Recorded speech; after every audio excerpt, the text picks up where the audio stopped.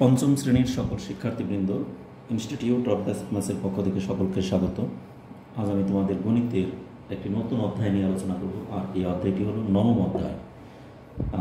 নবম অধ্যায়ের শতকরা হিসাব। এখন দেখো, শতকরা হিসাবে এই অধ্যায়টি নিয়ে যখন আমরা আলোচনা করবো, তাহলে এর আগে আমরা তোমাদের দশমিক ভগ্নাংশ এবং সাধারণ ভগ্নাংশ সম্পর্কে অনেক কিছুই আলোচনা করেছি। আর সেই ভগ্নাংশের চেয়ে আমাদের এই সাধারণ শতকরা হিসাবটা যখন আমরা এখন অঙ্কগুলো করব, সেখানে কিন্তু আমাদের সেই দশমিক ভগ্নাংশ এবং সাধারণ ভগ্নাংশ এখানে চলে আসবে, এবং শতকরার প্রথম সংজ্ঞার মধ্যে আমাদের ভগ্নাংশটা চলে আসে। যেমন আমাকে যদি বলে শতকরা 10 টাকা, শতকরা 10 টাকা তোমাকে আমি দিয়ে দিলাম বা দিয়ে দিব, তার মানে কি? শতকরা 10 টাকা মানে 100 টাকার মধ্যে 10 টাকা তোমাকে দিব, অর্থাৎ 100 ভাগের 10 ভাগ। 100 টাকাকে আমি যদি 100 ভাগ করি, সেখান থেকে 10 ভাগ তোমাকে দিয়ে দিব, অর্থাৎ 100 ভাগের 10 ভাগ। আর 100 ভাগের 10 ভাগ মানে কি? তাহলে এখানে সাধারণ ভগ্নাংশ চলে আসলো, হরে আসলো 100 আর লবে আসলো 10। তাহলে এটি কিন্তু আমাদের ভগ্নাংশের মধ্যে চলে আসছে। ওইরকম যদি বলি 8%, 8% পার্সেন্টেজের বাংলায় হলো শতকরা।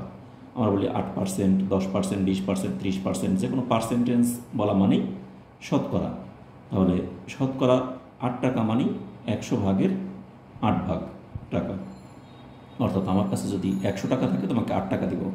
আমার কাছে যদি 200 টাকা থাকে, তাহলে তোমাকে 8 দুগুণে 16 টাকা দেবো। আমার কাছে যদি 1000 টাকা থাকে, তাহলে তোমাকে দেবো কত?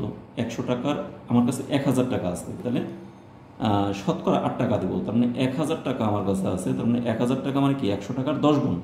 তাহলে তোমাকে দেবো 8 টাকার আছে, 8 টাকা যেহেতু দেবো শতকরা, তাহলে 8-এর 10 গুণ, 8-10-এ 80 টাকা। আমার কাছে 1000 টাকা থাকলে তোমাকে দেবো 80 টাকা, অর্থাৎ 100 ভাগের 8 ভাগ। এভাবেই হলো আমাদের শতকরা হিসাবটা করতে হয়। এই জন্য তাহলে দেখো, এই শতকরা হিসাবে প্রথমেই কিন্তু আমাদের চলে আসে সাধারণ ভগ্নাংশ। আর সেই সাধারণ ভগ্নাংশকে আমরা দশমিক ভগ্নাংশ রূপান্তর করা শিখে ফেলছি। আবার দশমিক ভগ্নাংশে কীভাবে সাধারণ ভগ্নাংশে রূপান্তর করতে হয় সেটাও শিখছি। এখন আমাদের যেটাই পরীক্ষা আসুক, যে ধরনের প্রশ্নে আসুক, সবগুলোই আমরা এখন করতে পারবো। কিন্তু আমাদের মূল বিষয়টা হলো এই শতকরার মূল হিসাবটি হলো এটি। এখন দেখো, আমরা একাধিক রাশির মধ্যে আমরা তুলনা করতে পারি এখন। যেমন এখানে শুরুতেই একটি প্রশ্নের অঙ্ক দেওয়া আছে। এই শতকরা হিসাবের অঙ্ক করতে গিয়ে আমাদের কিন্তু এই প্রশ্নের অঙ্কটা খুবই গুরুত্বপূর্ণ। এটা আমাদের বোঝানোর জন্য বইতে কিন্তু শুরুতে একটা খুব সুন্দর উদাহরণ দিয়ে দিয়েছে। যেমন বলছে, কোনো বিদ্যালয়ের চতুর্থ শ্রেণীর 50 জন শিক্ষার্থীর মধ্যে 20 জন ছাত্রী এবং পঞ্চম শ্রেণীর 25 জন শিক্ষার্থীর মধ্যে 12 জন ছাত্রী। তুলনামূলকভাবে কোন শ্রেণীতে ছাত্রী বেশি তা আলোচনা করি। এখন তোমরা দেখেই বলবা যে চতুর্থ শ্রেণীতে 20 জন ছাত্রী আর পঞ্চম শ্রেণীতে 12 জন ছাত্রী, তাহলে চতুর্থ শ্রেণীতে বেশি আছে ছাত্রী। তোমরা দেখে কিন্তু এটি আমাদের বোঝা যায় যে চতুর্থ শ্রেণীতে আছে 20 জন আর পঞ্চমে আছে 12 জন ছাত্রী, তাহলে কোনটা বেশি আছে? চতুর্থ শ্রেণীতে। স্বাভাবিক অর্থে এটি বোঝা যায়, কিন্তু না, তুলনামূলকভাবে কোন শ্রেণীতে বেশি ছাত্রী। আর এই তুলনামূলকভাবে করতে হলে, আমাদের তুলনা করতে হলে, এটাকে আমাদের দেখতে হবে শতকরা হিসাবে বের করে ফেলি। এখন দেখো, আমি এটাকে একটু অঙ্কটা হাতে নাতে করে দিয়ে তারপরে বোঝাই, তাহলে তোমাদের জন্য আরো সহজ হয়ে যাবে। দেখো,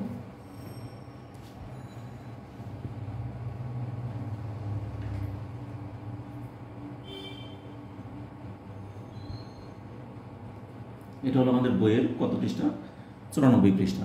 আমি এটা লিখে নিই, বই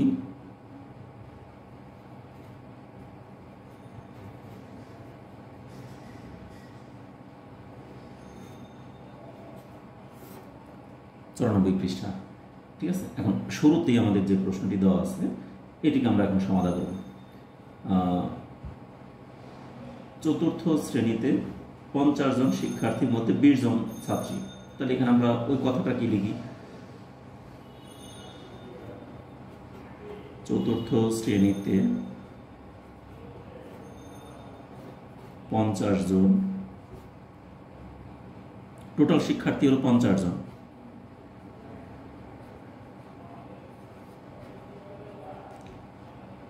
জন শিক্ষার্থীর মধ্যে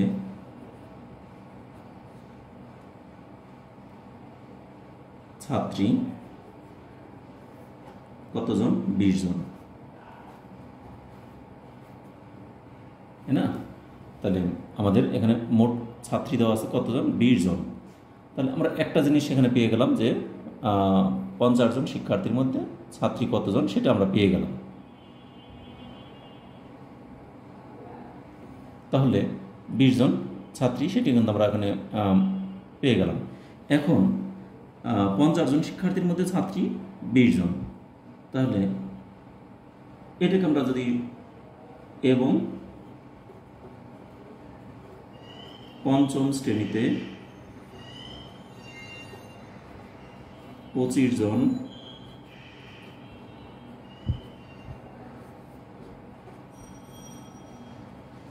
মধ্যে ছাত্রী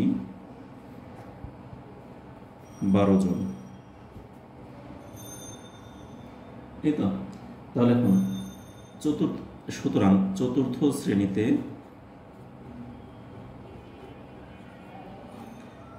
মোট শিক্ষার্থীর মোট কত, 50 জন, মোট শিক্ষার্থীর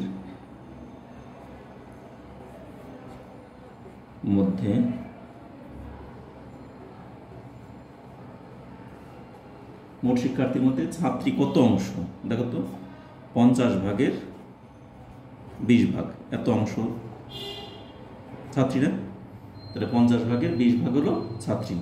একইভাবে আমি যদি লিখি পঞ্চম শ্রেণীতে মোট শিক্ষার্থীর মধ্যে ছাত্রী, আমি ডট ডট দিয়েও লিখতে পারি, একই কথা বারবার না লিখে ডট ডট দিয়ে যেতে পারো, কিন্তু সোজা সোজা এরকম দিতে হবে। দেখো পঞ্চম শ্রেণীতে 25 জন শিক্ষার্থী ছিল, তাহলে মোট শিক্ষার্থী ছিল কত, 25 ভাগের 12 ভাগ, এত অংশ। এখন বলো এই দুইটির মধ্যে, এই যে দুইটি ভগ্নাংশ আকারে রূপান্তর করলাম, এই ভগ্নাংশ দুইটির মধ্যে কোনটি বড়? আমরা ভগ্নাংশের তুলনা করতে হলে আমরা কি করি, হর দুটিকে একই আকৃতিতে নিয়ে আসি, অর্থাৎ তাহলে এটাকে একই আকৃতিতে নিয়ে আসলে হয়তো আমরা হরটাকে 50 বানাবো, আর না হলে এটাকে আমরা একটা কাজ করি শতকরা হিসেবে নিয়ে আসি। তাহলে আমরা লিখি এখন দেখো 20 নিচে 50 এবং 12 নিচে 25, এই দুইটাকে আমরা যদি এক কাজ করি, 50কে আমরা 2 দিয়ে, আমাদের টার্গেট শতকরা হিসেবে নিয়ে আসবো, 50কে 2 দিয়ে গুণ করলে 100 হয় না, তার উপরে 20কেও আমরা 2 দিয়ে গুণ করব, তাহলে এখানে নিচে হয় কত, 100, আর উপরে 20 দুগুণে 40। আবার এটাকে এই 25কে কত দিয়ে গুণ করলে, 4 দিয়ে গুণ করলে 100 হয়, তাহলে একইভাবে 12কেও আমরা 4 গুণ করবো, হর এবং লবকে একই সংখ্যা দ্বারা গুণ করতে হয়, তাহলে 4 12 48 আর নিচে 100। তাহলে দেখো এখানে আসলো 100 ভাগের 40 ভাগ, আর এখানে 100 ভাগের 48 ভাগ, তাহলে 100 জন যদি শিক্ষার্থী থাকতো, এটা কোন ক্লাসের, চতুর্থ শ্রেণীতে যদি 100 জন শিক্ষার্থী থাকতো, তো আমাদের ছাত্রী হলো 40, আর পঞ্চমে 100 জনের মধ্যে 48, তাহলে তুলনামূলকভাবে কোনটার মধ্যে ছাত্রী বেশি আছে, আমাদের কিন্তু পঞ্চম শ্রেণীতে 100 ভাগের 48 আর 100 ভাগের 40 ভাগ, তার মানে তুলনামূলকভাবে কোনটিতে বেশি, 48 বেশি, তাই না? অর্থাৎ পঞ্চম শ্রেণীতে কিন্তু শিক্ষার্থীর সংখ্যা বেশি। সুতরাং এখানে আমরা লিখতে পারি 40 নিচে 100 এর তুলনায় 48 নিচে 100, বা এই 40/100 কোথা থেকে পাইছি আমরা, 50 ভাগের 20 ভাগ থেকে, তাই না? তাহলে 50 ভাগের 20 ভাগের তুলনায় 25 ভাগের 12 ভাগ বড়, তার আমাদের যেহেতু 25 ভাগের 12 ভাগটা যেহেতু বড়, তাহলে সুতরাং আমরা বলতে পারি কি, তাহলে এখানে আমরা এই কথাটাকে খালি একটু কথায় লিখে দেবো এখন। সুতরাং কোনটা বেশি, ভগ্নাংশ আমাদের ডান পাশেরটা বেশি, আর ডান পাশেরটা হলো পঞ্চম শ্রেণীর। তাহলে এখানে আমরা লিখলাম সুতরাং আনুপাতিকভাবে, সুতরাং অথবা কথায় লিখে দিই সুতরাংটাকে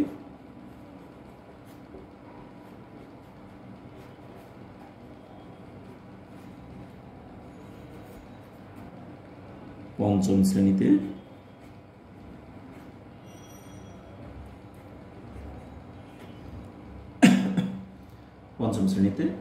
ছাত্রীর সংখ্যা বেশি।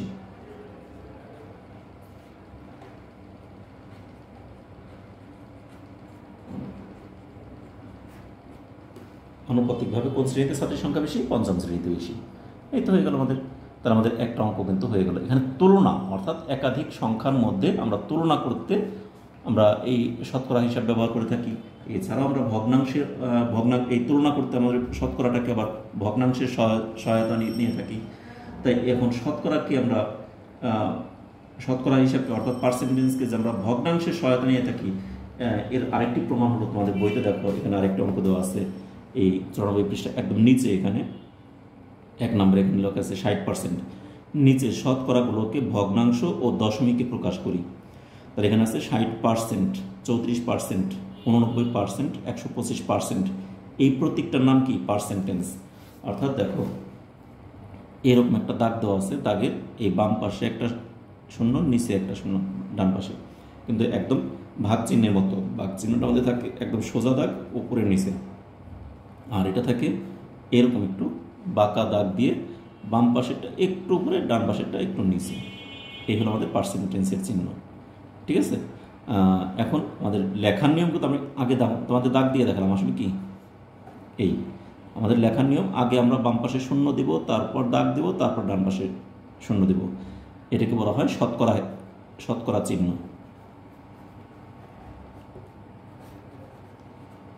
শতকরা চিহ্ন মানে ইংলিশে যেটা বলি পার্সেন্টেজ। ওকে, তাহলে আমাদের এখন আমরা এই পরবর্তী অঙ্কগুলোতে চলে যাই, দেখি পরবর্তী অঙ্কে কি দেওয়া আছে।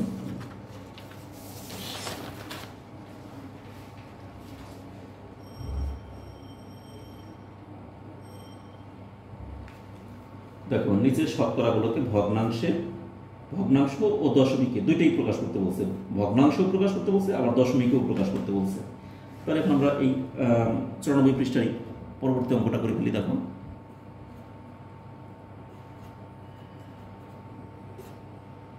কত নাম্বার? 1 নাম্বার, 1-এর 1 এখানে দেওয়া আছে 60%। এখন এই 60%কে আমাদের কি করতে বলছে? ভগ্নাংশে। আগে আমাদের ভগ্নাংশে প্রকাশ, তারপর দশমিকে প্রকাশ করি, এটা দেওয়া আছে, তাই না? তাহলে এখন লিখি 60%কে প্রথমে করি আমরা ভগ্নাংশে প্রকাশ। ভগ্নাংশে প্রকাশ করলে কি হয়? 60%। এই পার্সেন্টেজের অর্থ হলো 100 ভাগের 60 ভাগ। তাহলে 100 ভাগের 60 ভাগ মানে কি? নিচে 100 আর উপরে 60। এটি উত্তর। অথবা এটাকে আমরা যদি একটু কাটাকাটি করে ছোট করতে পারি, তাও করে দিতে পারি। আর যদি বলি যে না কাটাকাটি করবো না, এখানে আনসার দিয়ে দেবো, তাতেও হবে, কোনো সমস্যা নেই। ঠিক আছে, তাহলে আমাদের কাটাকাটি করার দরকারই নেই, সরাসরি এভাবেই দিয়ে দিলাম। আচ্ছা, আবার এটাকে আমরা এখন দশমিকে প্রকাশ করবো। 60%কে ভগ্নাংশে প্রকাশাত এবং দশমিকে প্রকাশ।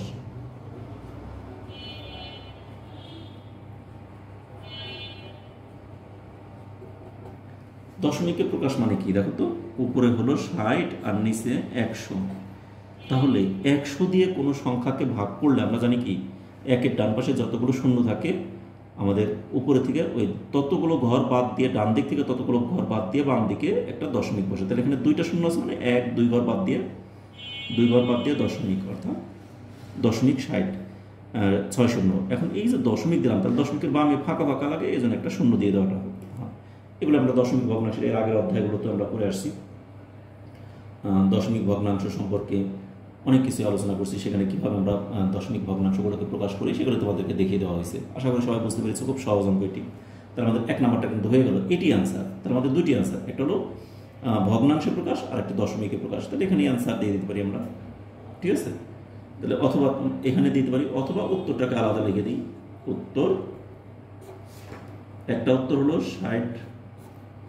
100 ভাগের 60 ভাগ, আর একটা উত্তর হলো 0.60। এই 60 লাস্টে দশমিকের ডান পাশে যদি একদম লাস্টে শূন্য থাকে, সেই শূন্য ভ্যালুডেস, ওই শূন্যটা আমরা না লিখলেও পারি। তবে লিখে দিলেও ভালো, না দিলেও কোনো সমস্যা নেই। ঠিক আছে, আমাদের একটা অঙ্ক কিন্তু কমপ্লিট হয়ে গেল। এর পরবর্তী অঙ্কটা দেখি আমরা 2 নাম্বার। 2 নাম্বার কি আছে এখানে?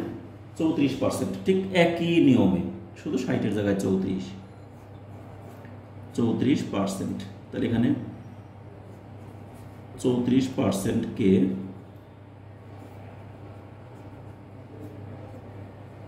ভগ্নাংশে প্রকাশ। ভগ্নাংশ মানে কি? 100 ভাগের 34 ভাগ শেষ এবং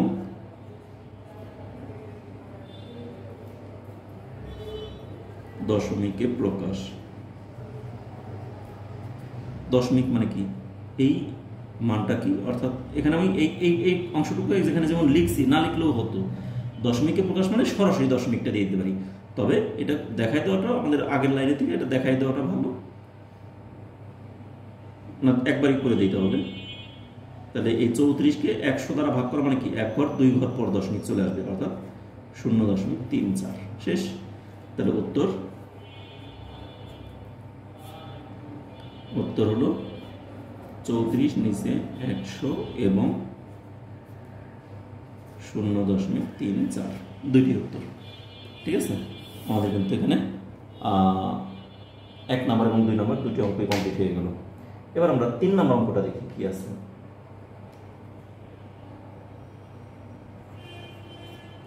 দেখো 3 নম্বর আছে 89%। তাহলে 89%কে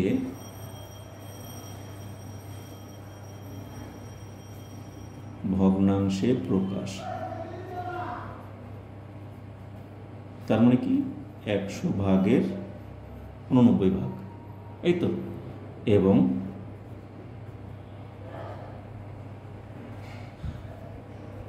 দশমিকে প্রকাশ। এটা কি, যদি 100 ভাগের 89 ভাগ, তাহলে 100 দিয়ে ভাগ করলে 1 ঘর 2 ঘর পর দশমিক, 0.89। উত্তর কি হবে, 89 নিচে 100 এবং 0.89 শেষ। আমাদের কিন্তু 3টা অঙ্ক কমপ্লিট হয়ে গেল। ঠিক একইভাবে এখন আমাদের দেখো 4 নম্বর অঙ্কটা কি আছে। 4 নম্বর আছে 125%। 125%, তাহলে এখানে এতক্ষণ আমি সুতরাং দিছি, এখানে লিখলেও চলবে, সমস্যা নেই। 125%কে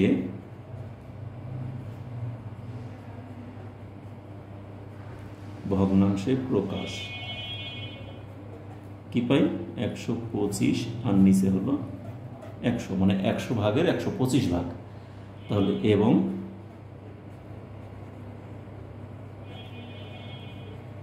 দশমিকে প্রকাশ করে কি পাই, 100 দিয়ে 125কে ভাগ করলে কি, 1 ঘর 2 ঘর, মানে 2টা শূন্য দেওয়া মানে 2 ঘর বামে দশমিকটা চলে আসবে, তাহলে কত হচ্ছে 1.25। এখানে আমাদের 1.25 চলে আসলো। ঠিক আছে,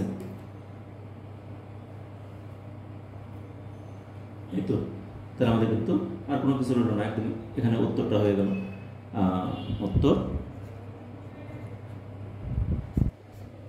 কত, 125 নিচে 100 এবং 1.25।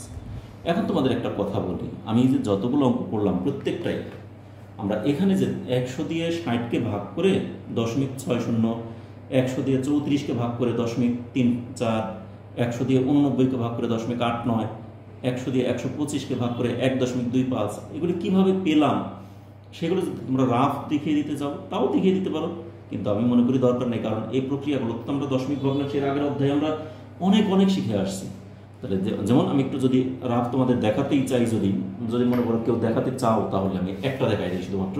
তাহলে কি করবে, এই 100 দিয়ে 60কে ভাগ করবে। যেমন দেখো 100 দিয়ে 60কে যদি ভাগ করো, 100 দিয়ে কি 60কে ভাগ করা যায় না, তাহলে 0 বার তো যায়, দিলাম 0, বিয়োগ করলে আমাদের সেই 60ই রইল। এরপর একটা দশমিক দিয়ে দশমিকের পরিবর্তে একটা 0 নিয়ে আসলাম।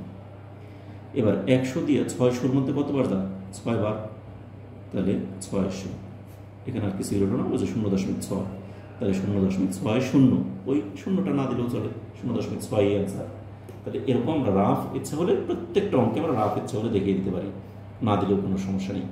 ঠিক আছে, যেমন এই যে লাস্টেরটাও এখানে আমরা এখানে রাফটা দেখাবো, যেহেতু আমরা ভাগটা এখানে করছি, এখানে কি করব, 100 দিয়ে কাকে 125কে ভাগ করবো, এই না?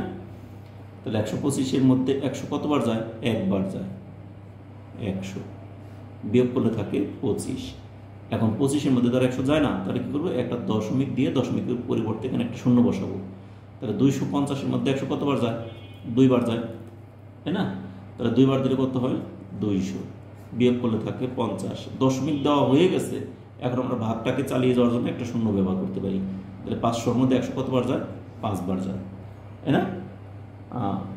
এখানে 5 বার চলে গেল, তাহলে 5 দিয়ে 100-কে গুণ করলে এখানে হলো কত, 500। শেষ। তাহলে যে 1.25, এই যে আমরা উত্তরটা এখানে পেয়ে গেলাম 1.25। তোমরা ইচ্ছে হলে এরকম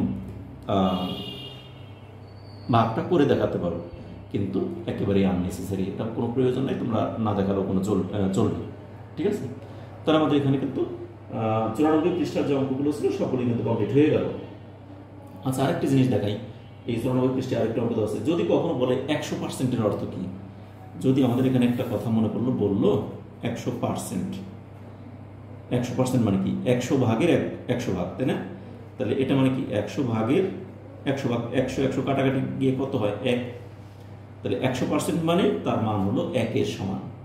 ঠিক আছে? 200% মানে তার উপরে যদি 200 হয়, নিচে 100, 100 দিয়ে 200 কাটলে 2 হবে। আমরা কাটাকাটি, এটাও কিন্তু আমরা কাটাকাটি করে দিতে পারতাম, কিন্তু কাটাকাটি করে দিই নেই। এখানে যদি আমরা কাটাকাটি করতাম তাহলে কত হতো, 10 দিয়ে ভাগ দিলে এখানে হতো 6, এখানে হতো 10। আবার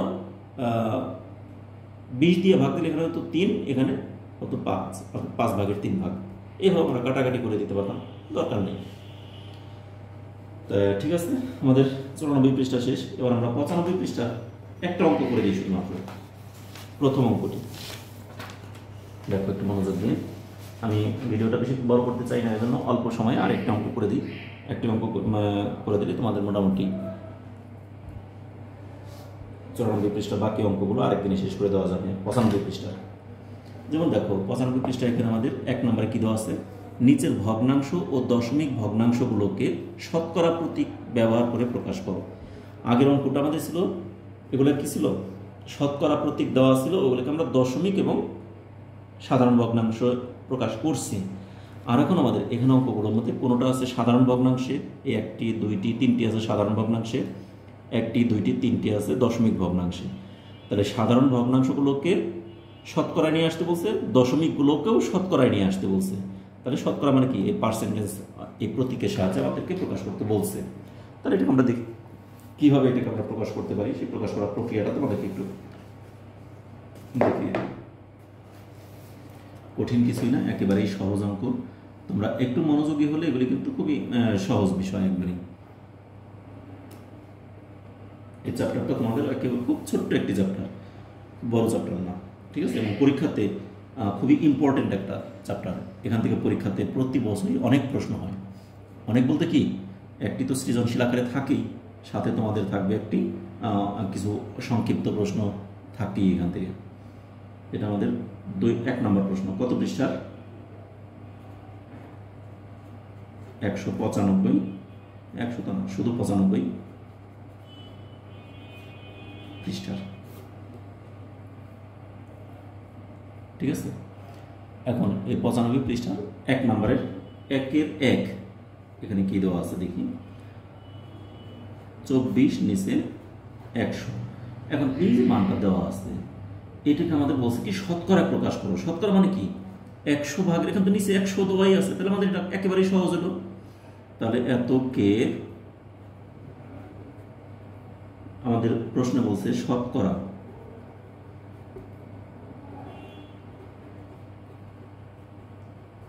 প্রকাশ করে পাই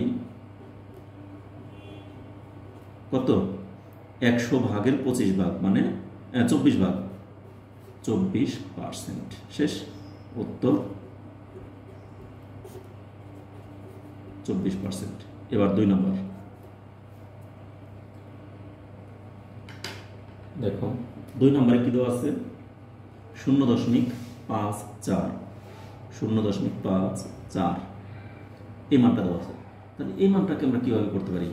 ঠিক আছে, এত সমান সমান এই মানটাকে আমরা দশমিক যদি থাকে তাহলে আমরা কিন্তু লিখছিলাম কি, 0.54। তাহলে দশমিকের পরিবর্তে 1 হরে, দশমিকের ডান পাশে 2টি ঘর মানে 2টা শূন্য, আর উপরে দশমিকটা উঠিয়ে 5 এ 4, তাহলে 100 ভাগের কত 54 ভাগ, তাই না? তাহলে এখন আমরা লিখি সুতরাং 0.54 কে শতকরায় প্রকাশ করে পাই, এত না লিখলেও চলে, কত পাই এরকম কি 100 ভাগের 54 ভাগ, তাই না? 54%, বুঝতে পারছো? এবার 100 ভাগের 54 ভাগ, এটি হলো আমাদের মূল প্রশ্নটা। এরপরের অঙ্কটা বলছে আমাদের 3 নাম্বারটা দেখো,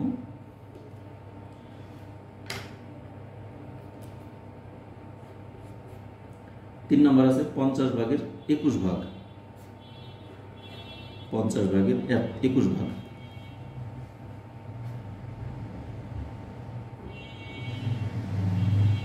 এটাকে আমরা শতকরা হারে নিয়ে আসবো। আমাদের টার্গেট 100, নিচে হরে 100 বানাবো। তাহলে 50কে আমরা 100 বানাতে চাইলে 50-এর সাথে যদি আমরা 2 গুণ করি তাহলে তো 100 হয়ে যাবে। তাহলে হরে যদি 2 গুণ করি তাহলে লবেও তো আমাদের 2 গুণ করতে হবে। 21 গুণন 2, তাহলে কত হয় 100 ভাগের কি 21 দুগুণে 42। সুতরাং 21 নিচে 50 কে শতকরায়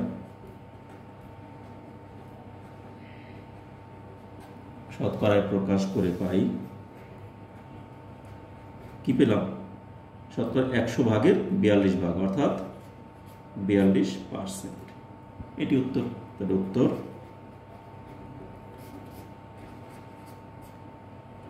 42% হয়ে গেল। অঙ্ক কি খুব কঠিন? একেবারেই কঠিন না, খুবই সহজ অঙ্ক। কিন্তু একটু মনোযোগী হলে তোমরা খুব সহজভাবেই এগুলিকে সমাধান করতে পারবে।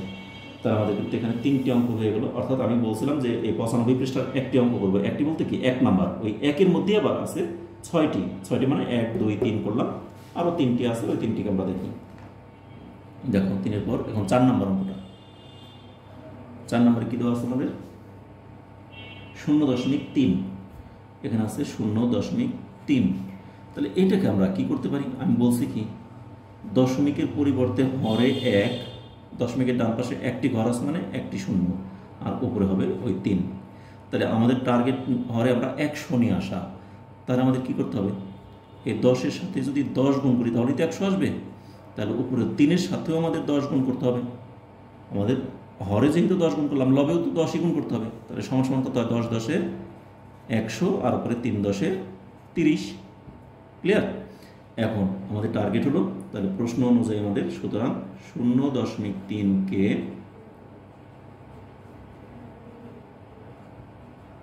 শতকরায় প্রকাশ করে পাই,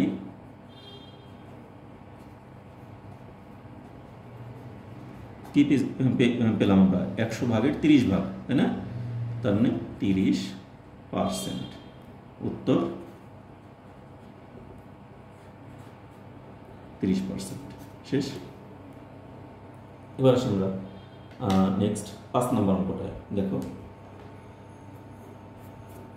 5-এ এখানে বলে দেওয়া আছে 20 ভাগের 23 ভাগ, 20 ভাগের 23 ভাগ। আমাদের টার্গেট হরে 100 বানানো আছে কত? এখানে 20। তাহলে 20-এর সাথে কত গুণ করলে 100 হবে? 20-এর সাথে আমরা 5 গুণ করলে 100 হবে না? তাহলে হরে যেহেতু 5 গুণ করলাম, তাহলে লবে আমাদের 5ই গুণ করতে হবে। 23 গুণন 5, তাহলে 5 20-এর নিচে 100 আর উপরে 3 5 15, 5 হাতের হলো 1, 5 দুগুণে 10 আর 1-এ 11, অর্থাৎ 115। 115 আর নিচে হলো 100, মানে 100 ভাগের 115 ভাগ। তাহলে এখন আমরা লিখব সুতরাং 23 নিচে 20 কে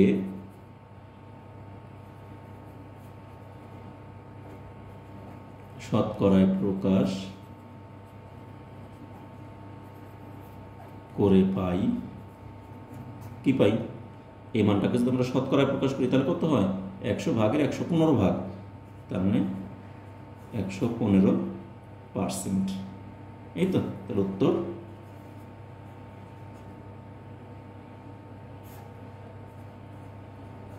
115%। শেষ। আমাদের কিন্তু 5 নম্বর অঙ্কটা কমপ্লিট হয়ে গেল। এবার আসি আমরা আরেকটি অঙ্ক বাকি আছে, 6 নম্বর। দেখো 6 নম্বরে দেওয়া আছে 0.03, এখানে আছে 0.03। তাহলে এটাকে আমরা কি করতে পারি, এই দশমিকের পরিবর্তে 1, দশমিকের ডান পাশে 1 ঘর 2 ঘর মানে 2টা শূন্য, আর উপরে থাকবে আমাদের শুধু 3। তাহলে এখানে আমি এক লাইনে হয়ে গেল 100/3 মানে 3%। তাহলে এখন সুতরাং 0.03কে শতকরায় প্রকাশ করে পাই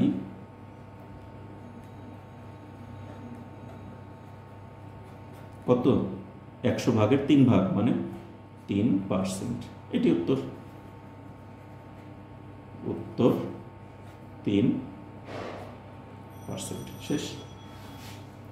অঙ্কগুলো কিন্তু আমাদের অলরেডি সবগুলো অঙ্কই কমপ্লিট হয়ে গেল, অর্থাৎ 1, 2, 3, 4, 5, 6, এটা কত পৃষ্ঠা, 95 পৃষ্ঠা। 95 পৃষ্ঠা কিন্তু শুধু এই কয়টি অঙ্কই নাই, আরও আছে।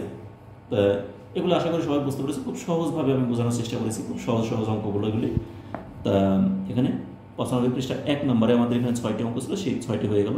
এরপর 2 নম্বরে একটি প্রশ্নের অঙ্ক, 3 নম্বরে একটি প্রশ্নের অঙ্ক, 4 নম্বরে আছে শূন্যস্থান, 5, তারপরে এখানে এখানে 2 নম্বর আবার খালি ঘর পূরণ, তারপর আবার 3 নম্বরে এখানে আছে আরেকটি প্রশ্নের অঙ্ক। তার মানে এখানে অনেকগুলো 3টি প্রশ্নের অঙ্ক আছে, 3টি শূন্যস্থান পূরণ আছে। এগুলো একসঙ্গে এখন যদি দেখাতে চাই তাহলে আমাদের ভিডিওটা অনেক বড় হয়ে যাবে, তোমাদের হয়তো বা একটু আনইজি ফিল করবে তোমরা।